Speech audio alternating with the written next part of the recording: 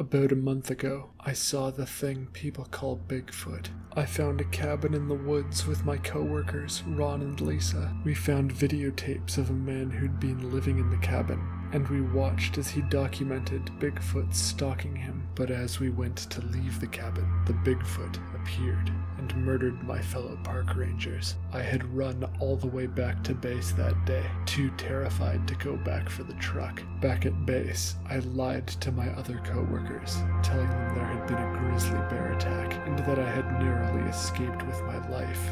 I knew I would be let go if I was honest with them about what I saw. They found Ron and Lisa's blood on the ground in the forest by the cabin, but their bodies were never recovered. All their deaths amounted to was a stern reminder to always carry bear spray. And over the last month, my job has gone back to pretty much normal. We still go on routine patrols, usually to the more populated areas of the park, and seldomly deep in the bush. But I haven't since returned to that isolated cabin by the lake in the northwest. Every night that month, I was haunted by nightmares, and I knew I couldn't just leave it be. First, I sought to gather information. The tapes from the cabin were never recovered, but I was able to go over my notes from Isaac and Clara's testimony a year ago. Wild Bluff Pass, where Clara had claimed to find the cult that worshipped the Bigfoot, was also in the northwest, and looking at it on the map, it seemed quite close to the cabin in the lake. In the 4 years I'd been a ranger here, I don't think I'd been up Wild Bluff Pass more than once, but there was something I needed before I went off investigating on my own. I went on the deep web and ordered a 50 caliber Desert Eagle with 3 magazines.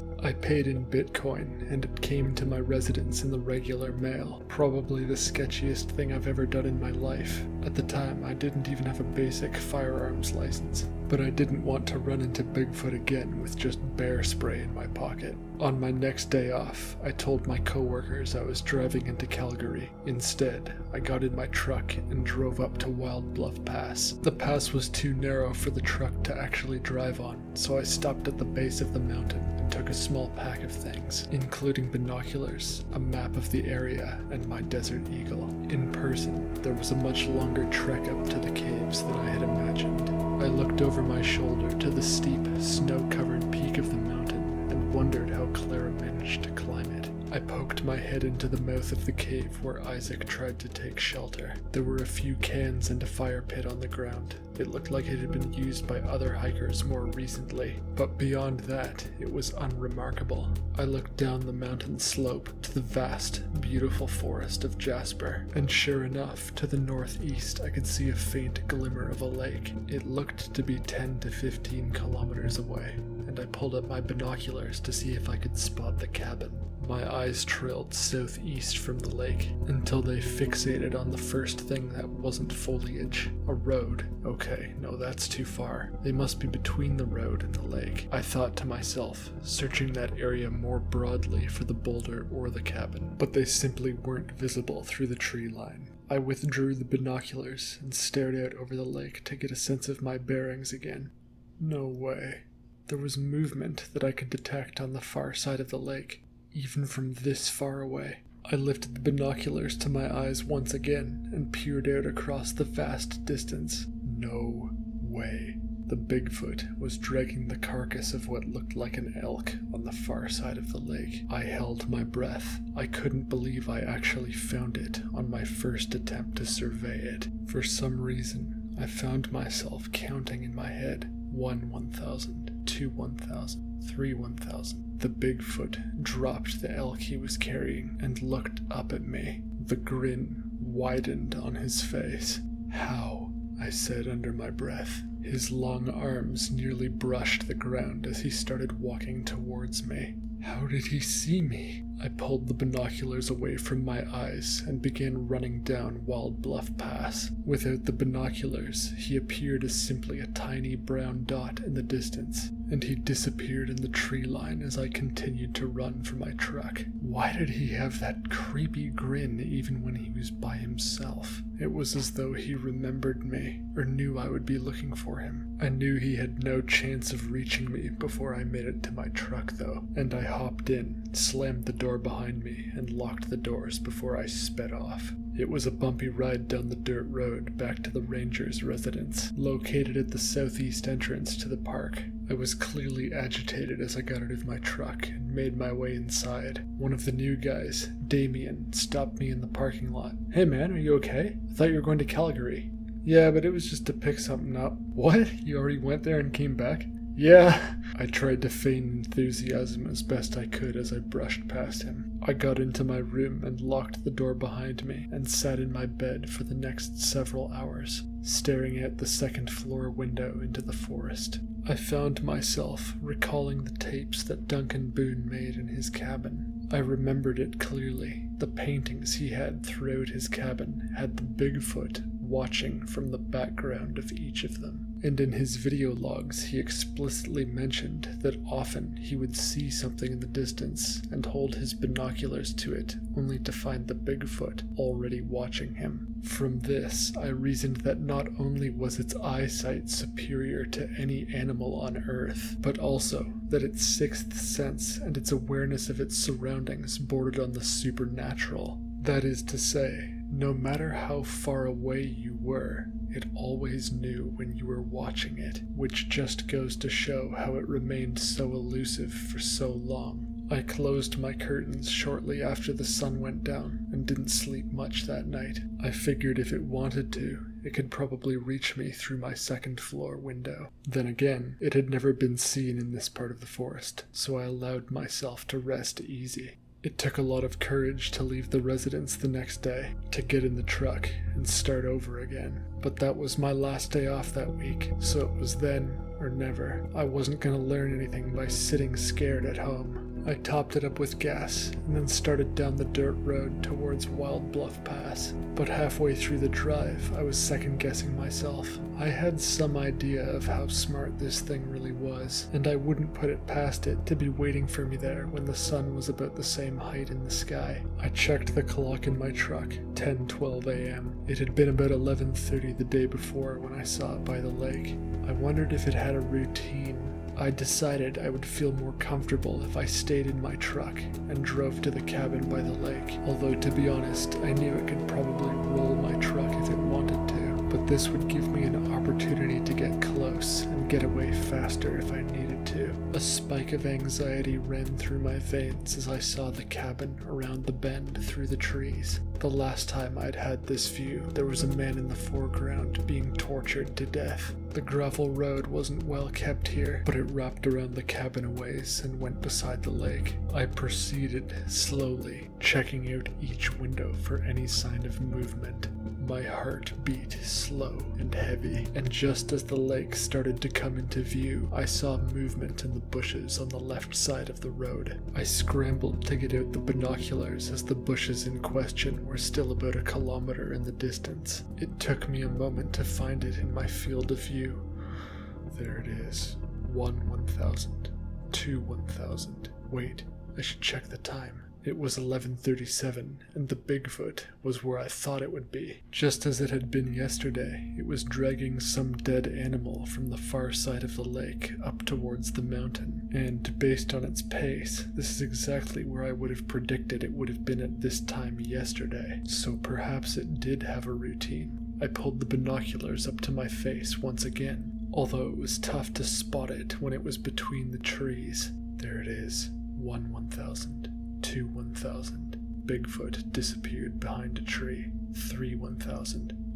Its grinning face poked out from behind the tree, staring right at me. It had already dropped the carcass it was holding, and on all fours it was lumbering towards me rapidly. I threw the binoculars in the passenger seat and did a U-turn as fast as I could, gravel spraying into the forest from my rear tires. I floored it, which on this road meant I would certainly fuck up my transmission. It was the bumpiest ride of my life, and I could barely even see into the rearview mirror whether the Bigfoot was gaining on me or not. I almost rolled my truck as I turned the corner around my cabin, but I straightened the wheel ever so slightly to prevent this from happening. 5 minutes on this terrible road passed by, and I could still make it out lumbering behind the truck in my rear view. But when I finally hit a more freshly graveled road, I was able to pick up my speed. The shaking of the truck stabilized, and I looked into the rear view to see that the Bigfoot had stopped. It didn't look exhausted at all, same expression as ever as it stood on its knuckles, watching me go into the distance.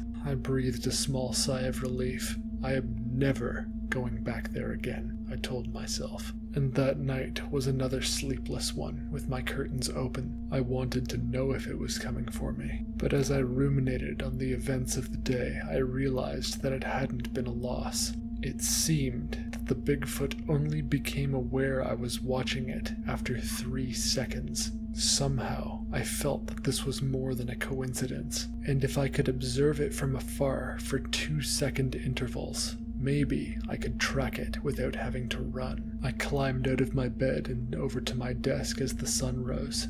I got out my map and a calculator and worked out how long it would take the Bigfoot to go from the lake to the peak of the mountain. I had to estimate its pace, but I felt pretty confident that it was going about 10 kilometers per hour when relaxed and dragging a carcass. The results were in. If it left the lake at 11:30, it should reach the peak of the mountain by 1 p.m. A week of normal work went by, and my coworkers noted I seemed out of it all the time. At night I could barely sleep, and during the day I just thought about the creature. And at last I arrived at another day off. I had one simple goal in mind: to show up at the foot of the mountain by 1 p.m. and see that the Bigfoot was there. I was free to leave after that, I told myself. I would have proven that it had a routine, and in the future I might be able to capture it. I arrived in my truck at the foot of the mountain at 12:55 p.m. I turned the truck around in case I needed to get away quickly,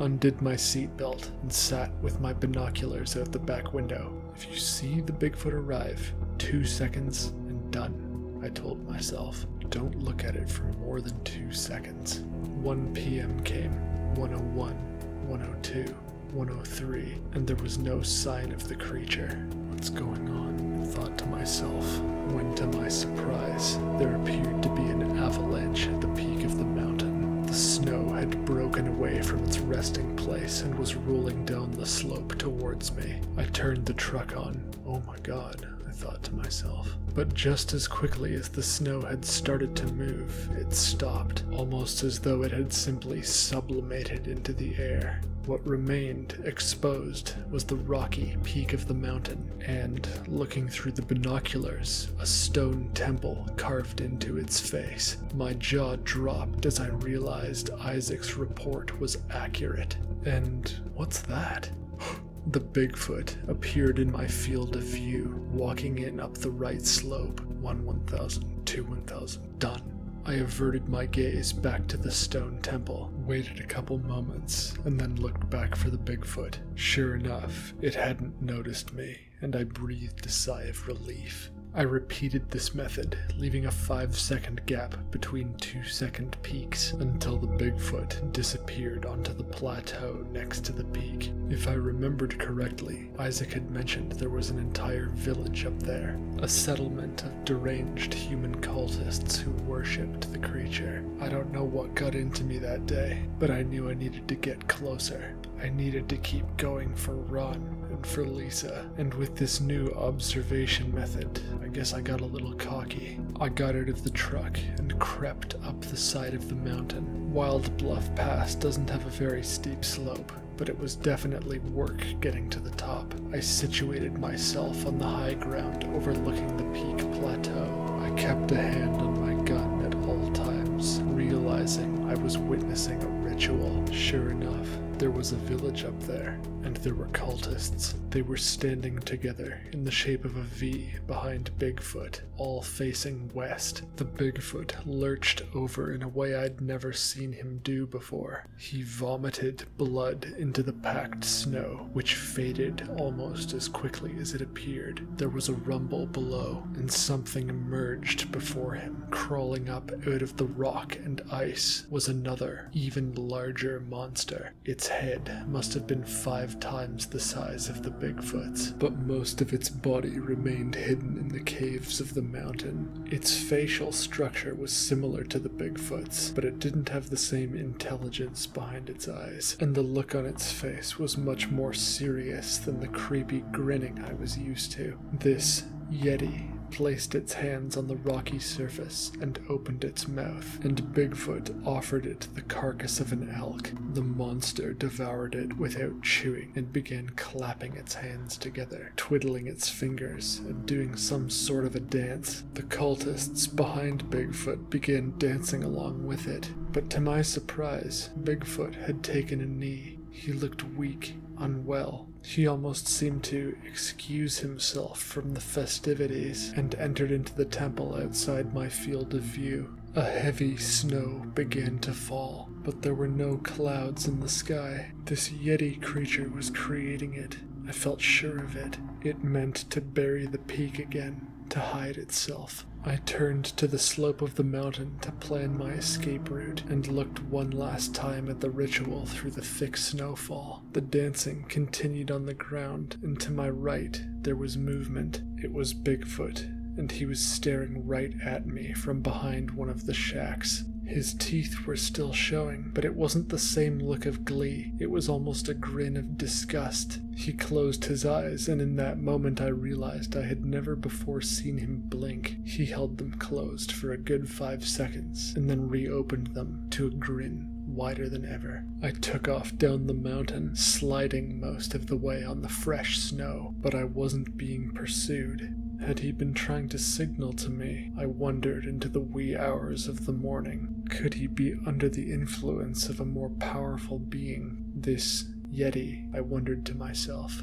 The answers didn't come to me, but by the end of another work week, I was ready to make a move. I booked a whole week of vacation days, and when they arrived, I drove out to the cabin at 12 p.m. each day, leaving a cushion of time for the Bigfoot to leave the lake, and from noon to 2, I dug holes as fast as I could, one just behind the south side of the cabin and one north of the boulder. At 3 p.m., I lifted my binoculars to my face from the top of the boulder to confirm that across the lake the Bigfoot was returning home. And at that point, I got out of there. I repeated this for 6 days until at last I had 2 15-foot deep holes. I figured that should hold him. On my last vacation day, I arrived at the cabin at 12, placed sticks and twigs over the top of the holes and foliage on top of the sticks. Classic pit traps. I couldn't believe I was doing this, but a part of me felt I had bonded with the creature and that I understood it well enough to get away with it. I breathed a sigh of relief once the traps were set. I didn't know how I wanted to go about baiting the Bigfoot, but I figured that was a problem for another day. With the hard work done, I could come back on any of my days off to execute a plan. At about 2:47 p.m. on the last of my vacation days, I climbed atop the boulder to check for the Bigfoot returning to the lake. I had my binoculars out, peering across to the bushes on the west bank. I wondered what was north of the lake. Did it have some sort of cave or dwelling of its own? I always saw it around there, but I never saw how it actually sheltered itself, or how it lived when it wasn't serving this larger monster. 2:53 p.m. rolled around. No sign of the Bigfoot. What's going on? I thought to myself. I heard a twig snap behind me and whirled around to see it, eye to eye where I stood atop the boulder. It had a mouth-open grin this time, and it was panting with what I can only imagine was excitement. The Bigfoot laughed at me as the most wretched sounds came out of its mouth. I think I screamed, but I don't really remember. I jumped over the pit on the north side of the boulder and landed hard, spraining my ankle and collapsing onto my right side as Bigfoot came lumbering around. I could see in his face he had no intention of being my friend. He was about to get off on torturing me to death, and in my surge of adrenaline I forced myself back onto my feet, and limped as best I could, trying to kite him into the pit trap. But another layer of dread took root as he looked down at the ground and stepped around it and laughed at me once again as he reached for me. I pulled the Desert Eagle from my belt and shot him haphazardly. The bullet went through his shoulder and he roared. With the small time that bought me, I limped pathetically for the south side of the shack, needing the next pit trap to take him by surprise. I could feel the ground shaking and his breath on the back of my neck as I turned the corner of the cabin and leapt over the pit. He fell in all the way to the bottom, with another roar as he went. I could see he was struggling to find a way to climb out, and even as deep as the pit was, his head was only a meter from the surface. Wait, stop. I pointed the gun at his face, which still managed to have a grin despite his panicked behavior. I just wanted to talk to you. I think you're intelligent. I think you know what I'm saying right now. Why are you doing this? What would you do if you captured me? Feed me to that thing on the mountain? Bigfoot had become calm. He was staring up at me. He was listening. I don't know why you killed my co-workers, but I think that thing on the mountain had something to do with it, didn't it?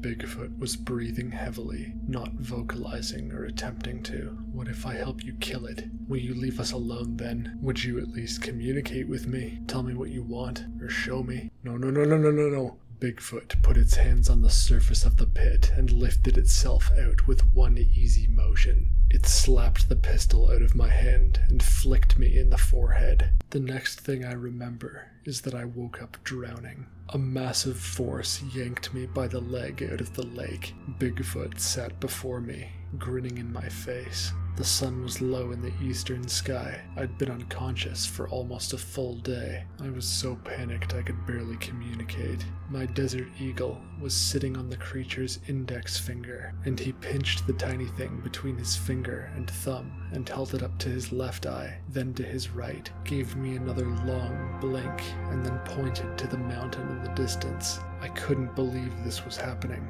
You want me to shoot it in the eyes? I asked nervously. Bigfoot silently opened his grinning jaw and closed it, which I took to mean yes. Okay, I can do that, I promised him. He lifted me by the legs and flung me over his shoulder roughly, and I was winded as my solar plexus made contact with his back. Oh, why did you have to do that? I started to vocalize, but silenced myself. I knew he was comfortable with violence towards humans, and I didn't want to provoke him any further. It was difficult being carried half upside down for an hour, and when we reached the foot of the mountain, I petitioned him again. Hey, I need the gun. Give me the gun at least. He whipped me back over his shoulder and into his palm and forearm, cradling me like a baby. I've never felt so intimidated as seeing his massive face right next to mine as he held me. In his right hand, he took my right leg, placed his thumb on my patella, and with his fingers behind my femur and ankle, he pushed it through the bones. I screamed louder than I ever have as my knee was pushed backwards through itself. He stood in place for a good 5 minutes until my screaming died down, then held his right finger in front of his mouth to silence me. He must have seen that behavior in humans before. When I had finally calmed down enough to stop screaming, he handed me the tiny pistol and then dragged me by my hands up the rest of the mountain. I was groaning in pain, surrounded by a V formation of cultists and the blood-puking Bigfoot over my head. I thought surely one of them would have seen the gun in my hands, but they all seemed too transfixed on what was happening in front of them. There was a rumbling in the stone, and the Yeti emerged with a roar. Bigfoot turned to me, ready to hold me before its ravenous jaws. I clutched the pistol tightly, and as he held me high in the air, I took 2 careful, rapid shots at the Yeti's eyes. The monster roared and clutched its face, and Bigfoot threw me to the ground. He grabbed a piece of lumber off one of the shacks and speared the Yeti's neck like a shish kebab. As the moaning monster tried to retreat, it now couldn't, as its jawbone caught on the beam and it gurgled blood. Enraged cultists were coming for me, but Bigfoot was taking them by the fistful, crumpling them into a large ball and shoving them into the Yeti's mouth, further plugging up its stuck windpipe. The Yeti's gurgles and exasperated breathing slowed as the last of the cultists was shoved in. Bigfoot turned to me with a closed-mouth smile of satisfaction. He approached me and placed a hand on my bad leg and another on my hip, and for a moment I thought he had the ability to heal me, but no. Holding my hip in place, he ripped my leg off and started devouring it in front of me while laughing. I screamed and reached for my pistol on the ground as the Bigfoot was applying pressure to my left patella. I made it in time and shot him right between the eyes. Its massive body collapsed into a heap, falling backwards luckily, and I scrambled to look for a place to hide.